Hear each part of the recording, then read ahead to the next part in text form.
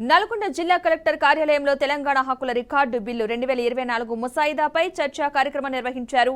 ఈ చర్చా కార్యక్రమానికి ముఖ్య అతిథిగా రాష్ట్ర శాసన మండలి చైర్మన్ గుత్తా సుఖేందర్ రెడ్డి హాజరయ్యారు.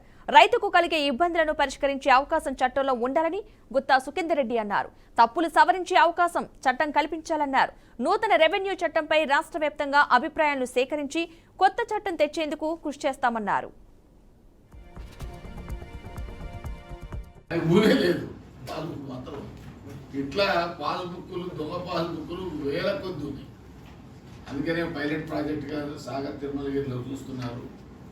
ఇప్పుడు దాంట్లో కానీ మనం తీస్తే అది చందంపేట కానీ నెరడుగుము కానీ మొత్తం అక్కడి నుంచి మొదలు పెడితే మేల చెరువు దాక్కున్నాయి. పంచాయతీ చచ్చిపోయిన రోషే పేరు మీద ఉంది, నటి శ్రీదేవి పేరు మీద కూడా ఇలాంటి దొంగ పాస్బుక్లు పెట్టి భూమి లేకుండా ఉన్నటువంటి కేసులు చాలా ఉన్నాయి.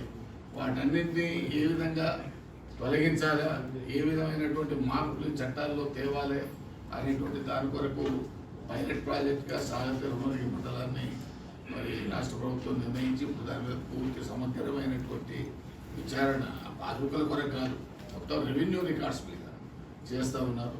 కాబట్టి ఒక మంచి ఉద్దేశంతోనే రాష్ట్ర ప్రభుత్వం గౌరవ ముఖ్యమంత్రి గారి నేతృత్వంలో ఈ రెవెన్యూ 2024 చట్టాలు తేవాలనేటువంటి ఆలోచనతో ఈ కార్యక్రమాన్ని తీసుకున్నారు.